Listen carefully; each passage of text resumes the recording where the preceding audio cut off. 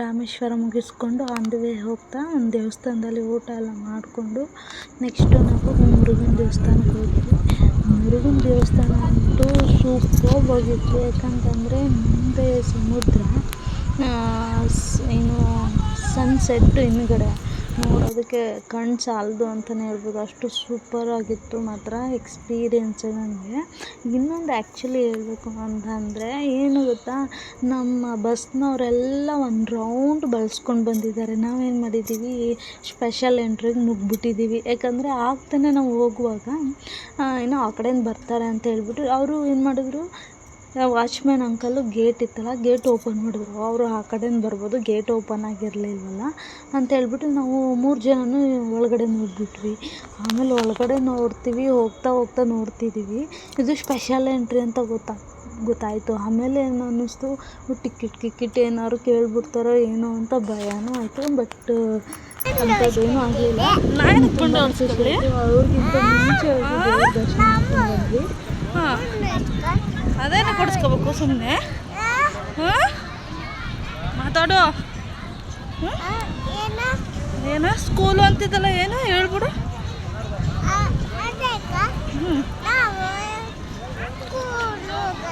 ಸ್ಕೂಲ್ಗೆ ಹೋಗಲ್ಲ ಅಪ್ಪ, ಈಗ ತಾನೇ ಎಷ್ಟು ದಿನ ಯಾವತ್ತ ಹೋಗೋದು ಸ್ಕೂಲ್ಗೆ ಅಂತ ಅಂದಲ್ವ.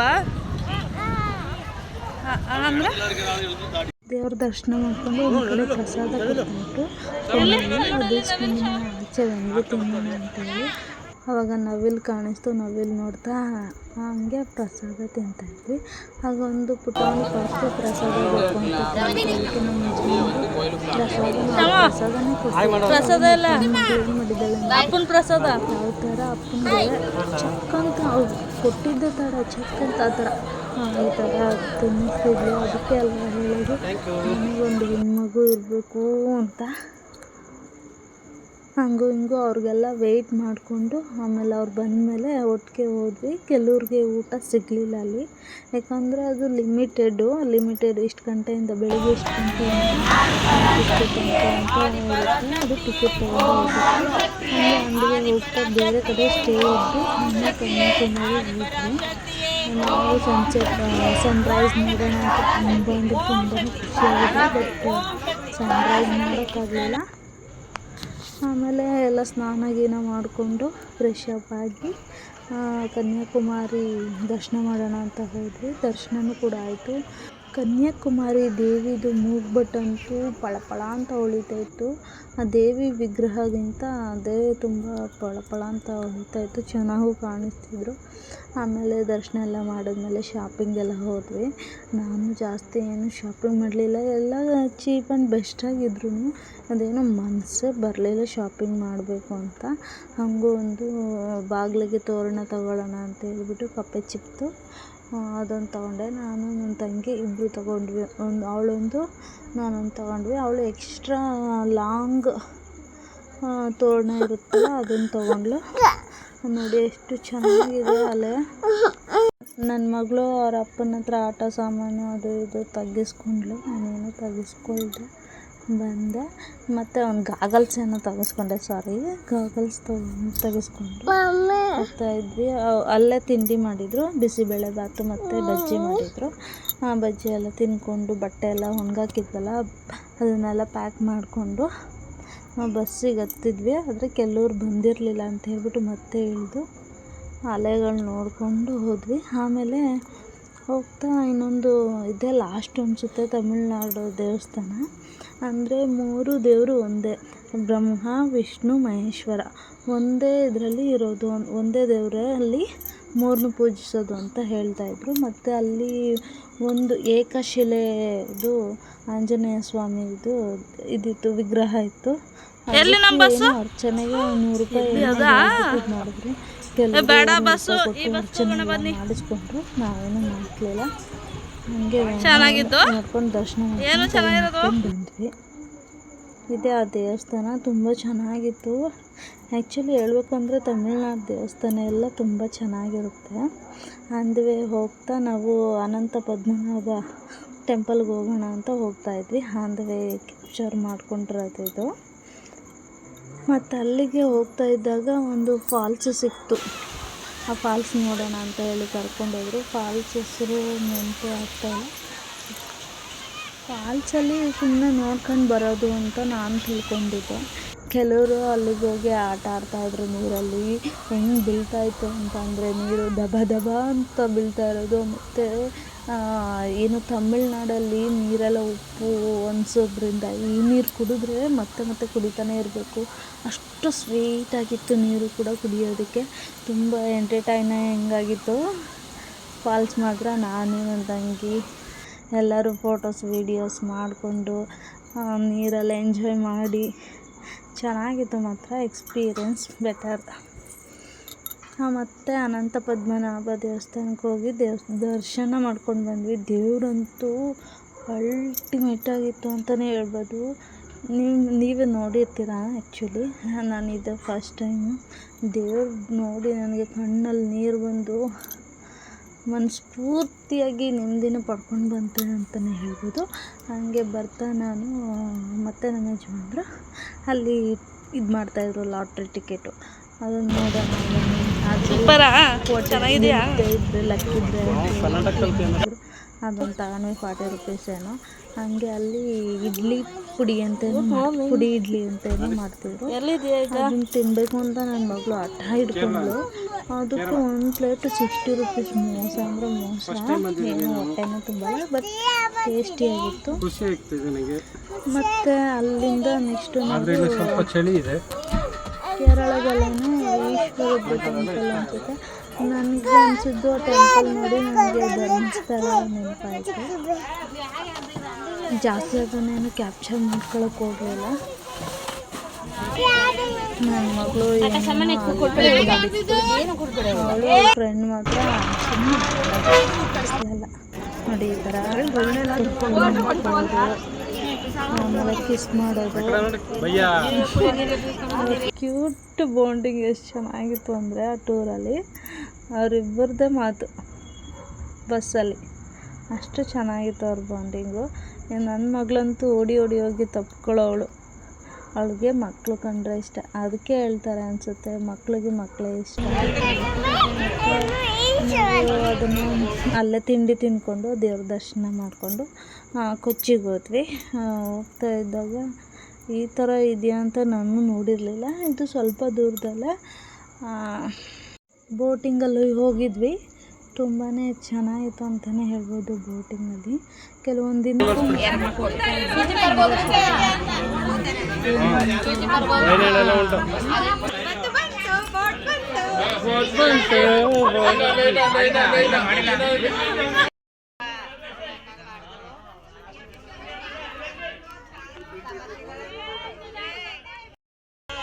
ನಮಗೆ ಅರ್ಥನೇ ಆಗ್ತಾ ಇರಲಿಲ್ಲ ಅವರು ಹೇಳ್ತಾ ಇದ್ದಿದ್ದು. ಯಾಕಂತಂದರೆ ಅವರು ತಮಿಳು ಇಲ್ಲ ತೆಲುಗಲ್ಲಿ ಮಾತಾಡ್ತಾಯಿದ್ರು. ನನಗಂತೂ ಗೊತ್ತಾಗ್ತಿರ್ಲಿಲ್ಲ. ಇದೇನಾದ್ರು ಪೇಚಾಡ್ಕೊಂಡಿಲ್ಲ ಅಂತ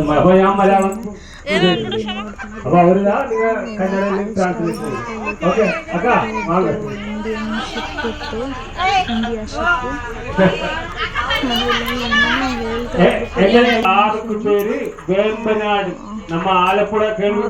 ನಮ್ಗೆ ಅರ್ಥ ಆಗ್ತಿರ್ಲಿಲ್ಲ. ಹೇಳ್ತಿದ್ರು ಏನೋ ಒಂದು ಕೂತ್ಕೊಂಡು ಡ್ಯಾನ್ಸ್ ಕೆಳಗಡೆ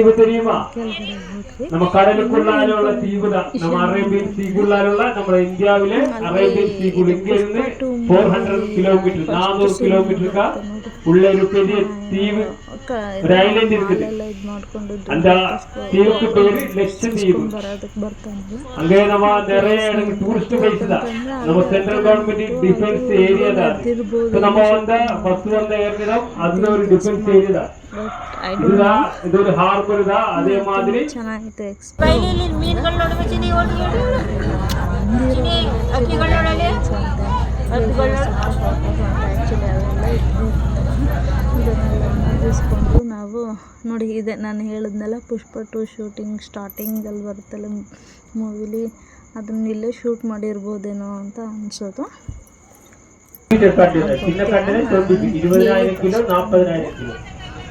ನೋಡಿ ಅದೇ ಥರ ಅನ್ನಿಸ್ತಾ ಇತ್ತು. ಯಾವ ಥರ ಫೈಟಿಂಗ್ ಮಾಡ್ತಿದ್ರು ಇದನ್ನೆಲ್ಲ ನೆನಪಿಸ್ಕೊಂಡ್ರೆ ಆಯಿತು.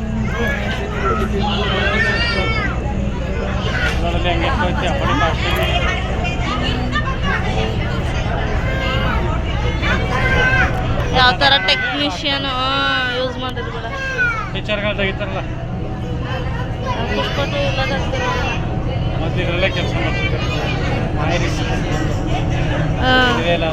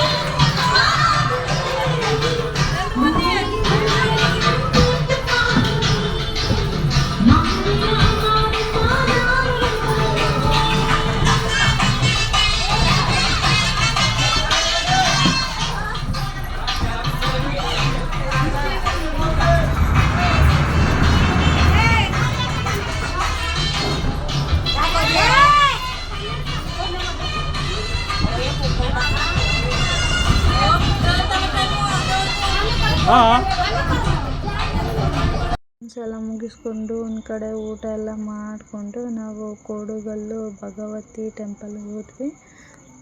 ಸ್ವಲ್ಪ ಹೊತ್ತು ಕೂತಿದ್ವಿ. ದೇವಸ್ಥಾನ ಓಪನ್ ಇಲ್ಲ ಅಂತ ಹೇಳಿದ್ರು. ಆಮೇಲೆ ಒಂದು ಸ್ವಲ್ಪ ಹೊತ್ತು ಓಪನ್ ಮಾಡ್ತಾ ಇವಾಗ ಯಾವ ಪ್ಲೇಸಿಗೆ ಬಂದಿದ್ದೀವಿ ನೋಡ್ಕೊಂಡು ಹೋದ್ವಿ.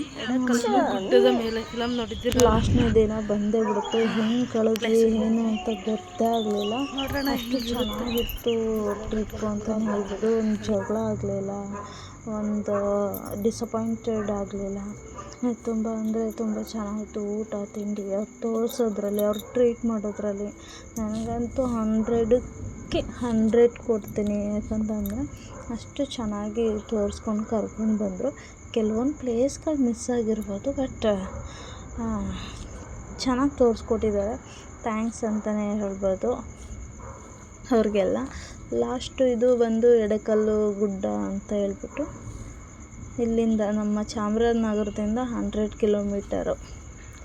ಅದು ಅಲ್ಲಿ ಎಲ್ಲಿ ಗೆಸ್ ಮಾಡಿದ್ದು ಅಂತಂದರೆ ನಮ್ಮ ಯಜಮಾನ್ರು ಅಲ್ಲೇ ಕೂತ್ಕೊಂಡು ನಗರಕ್ಕೆ ಎಷ್ಟು ಕಿಲೋಮೀಟ್ರ್ ಇದೆ ಅಂತ ಗೆಸ್ ಮಾಡೋದು. ನೋಡಿ ಈ ಥರ ಇತ್ತು. ಟ್ರಕ್ಕಿಂಗ್ ಥರ ಅನ್ನಿಸ್ತು ನನಗೆ. ಹತ್ತುವಾಗ ತುಂಬ ಭಯ ಆಯಿತು ಬಟ್ ಇಳಿಯುವಾಗ ಏನೂ ಭಯ ಅನ್ನಿಸ್ಲಿಲ್ಲ. ಯಾಕಂತಂದರೆ ಸ್ಟೆಪ್ಗಳೆಲ್ಲ ತುಂಬ ಚೆನ್ನಾಗಿತ್ತು ಇಳಿಯುವಾಗ. ಹತ್ತುವಾಗ ಸ್ವಲ್ಪ ಬಂಡೆಕಲ್ಲೆಲ್ಲ ಇದ್ವಲ್ಲ, ಸೊ ಹತ್ತಿ ವ್ಯೂಸ್ ಎಲ್ಲ ನೋಡಿಕೊಂಡು ತುಂಬ ಚೆನ್ನಾಗಿತ್ತು. ವೀಡಿಯೋಸ್ ಎಲ್ಲ ಮಾಡಿಕೊಂಡು ಬಂದ್ವಿ. ಇದರಲ್ಲಿ ಏನು ಗೊತ್ತಾ, ಇಲ್ಲಿಗೆ ಬಂದಮೇಲೆ ಸ್ಲೋ ಹುಡುಕೊಬಿಟ್ಟಿದ್ದಾರೆ. ಗೀತಕ್ಕ, ನನ್ನ ತಂಗಿ, ನಮ್ಮ ಯಜಮಾನ್ರು 3 ಜನನೂ ಸ್ಲೋಮ ವಿಡಿಯೋ ಮಾಡ್ಕೊಂಡು ಸ್ಟೈಲಾಗಿ ನೋಡಿ ಈ ಥರ ಹಾಯ್ ಮಾಡ್ಕೊಂಡು ಬರ್ತಾಯಿದ್ರು. ಏನೋ ಮಾಡೋದು, ಹಾಗೂ ಬೇಜಾರಾಗ್ತಾಯಿತ್ತು. ಯಾಕಂತಂದರೆ ಇಷ್ಟು ಬೇಗ ಟ್ರಿಪ್ ಆಗೋಯ್ತಾ ಅಂತ ಹೇಳ್ಬಿಟ್ಟು. ಇಂತೂ ಟ್ರಿಪ್ ಮುಗ್ದೆ ಹೋಯ್ತು ಅಂತಲೇ ಹೇಳ್ಬೋದು. ಅಂದಿಗೆ ಹೋಗ್ತಾ ಇನ್ನೇನು ಟ್ರಿಪ್ ಮುಗಿತಾ ಇದೆ ಅಂತ ಬೇಜಾರಲ್ಲಿ ಇದ್ದಾಗ ಅಂತಾಕ್ಷರಿ ಆಡೋಣ ಅಂತ ಸ್ಟಾರ್ಟ್ ಮಾಡಿದ್ವಿ. ಅಂತಾಕ್ಷರಿ ಎಲ್ಲ ಮಾಡಿ ಆಮೇಲೆ ಡ್ಯಾನ್ಸ್ ಎಲ್ಲ ಮಾಡಿ ಮತ್ತು ಮತ್ತು ಗೋಪಾಲ ಸ್ವಾಮಿ ಬೆಟ್ಟಕ್ಕೆ ಹೋದರು ಕೆಲವರು. ನಾನು ಹೋಗಲಿಲ್ಲ, ಯಾಕಂದರೆ ಬಿಸಿಲು ಹರ್ಕೊಂಡು ಹೋಗೋಕ್ಕಾಗಲ್ಲ ಅಂತ ಹೇಳ್ಬಿಟ್ಟು ಬಸ್ಸಲ್ಲೇ ಕೂತಿದ್ವಿ. ಅವ್ರು ಬರೋ ತನಕ ಎಲ್ಲರೂ ಬಂದಮೇಲೆ ಊಟ ಮಾಡ್ಕೊಂಡು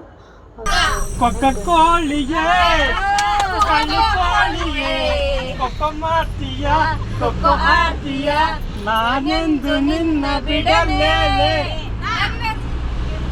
ಲೇ ಲೇ ಲೇ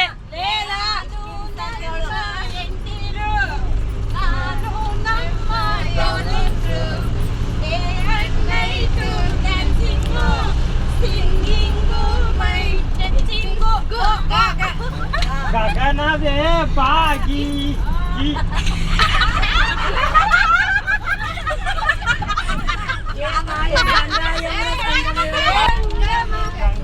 ಯಮುನಾ ಸಂಗಮ ಈ ಪ್ರೇಮ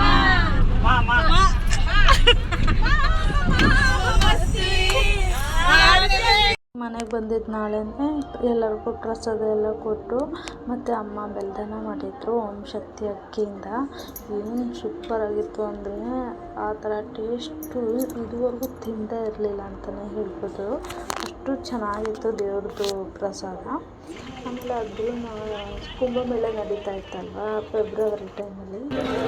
ಕುಂಭಮೇಳ ನಡೀತಾ ಇತ್ತು. ದೇವ್ರ ದರ್ಶನ ಮಾಡೋಕ್ಕಾಗಲ್ಲ, ಜಸ್ಟು ಕುಂಭಮೇಳ ಹೋಗಿ ನೀರಲ್ಲಿ ಮುಳುಗಿದ್ದು ದೇವರ ಪ್ರಾರ್ಥನೆ ಮಾಡಿಕೊಂಡು ಬಂದ್ವಿ. ದೇವ್ರ ದರ್ಶನ ಅಂತೂ ಮಾಡೋಕ್ಕಾಗಲಿಲ್ಲ, ಯಾಕಂದರೆ ಅಷ್ಟು ತುಂಬ ರಶ್ ಇದ್ದರು. ನಮಗೂ ಆ ಕೋಟಿ ಪುಣ್ಯ ಸಿಗಲಿ ಅಂದ್ಕೊಂಡು ದೇವ್ರ ಹತ್ರ ಬೇಡ್ಕೊಂಡು ಬಂದ್ವಿ. ಅಂದ್ವಿ ಹೋಗ್ತಾ ಇನ್ನೊಂದು ಟೆಂಪಲ್ ಇತ್ತು, ರಾಮ ಮಂದಿರ ಅಂತ ಹೇಳ್ಬೋದು.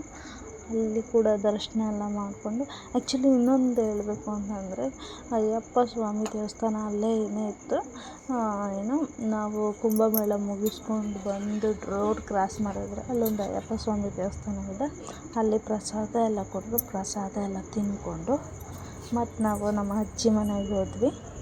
ಅಜ್ಜಿನೆಲ್ಲ ಮಾತಾಡಿಸ್ಕೊಂಡು ಊಟ ಮಾಡು ಅಂತಂದರು. ಆದರೆ ನಾನು ಊಟ ಅಲ್ಲೇ ತಿಂದಿದ್ವಲ್ಲ ಬಾತನ್ನು, ಅದನ್ನೇ ತಿಂದ್ಕೊಂಡು ಬಂದಿದ್ದೀವಿ. ಅಜ್ಜಿ ಬೇಡ ಅಂತ ಹೇಳ್ಬಿಟ್ಟು ಮಾತಾಡಿಕೊಂಡು ಅಂದ್ವಿ. ಹೋಗ್ತಾ ಫ್ರೂಟ್ ತಿನ್ಕೊಂಡು ಹೋದ್ವಿ. ಇಷ್ಟೇ ಈ ವಿಡಿಯೋ ವ್ಲಾಗ್ಸು.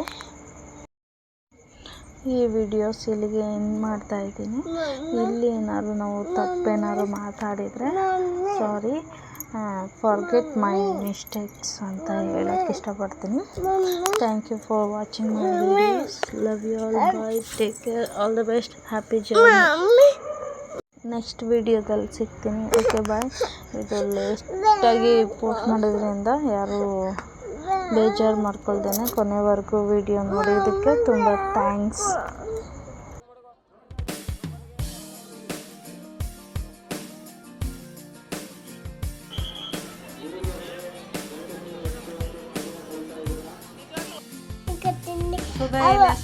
ಮನೇಲಿ ಮನೆ ಕಂದಾರೆ ನಾ ಬರ್ತೀನಿ. ಸುಮ್ಮನೆ ಮನ್ಗಸ್ಬಿಡಲ್ಲ ನಿಮ್ಮ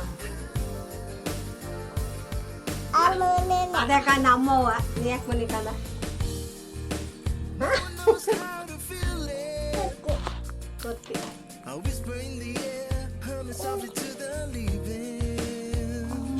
ಹಾಗಾದ್ರೆ ಭಾನುವಾರ ಗಂಟೆ ತಿನ್ನಲ್ವಾ? ನಾಳೆಗೆ ಮಾಡ್ಯಾರೆ.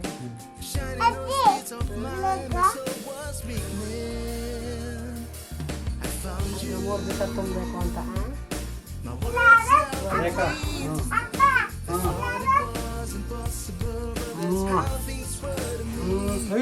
ಬಿದ್ದೆ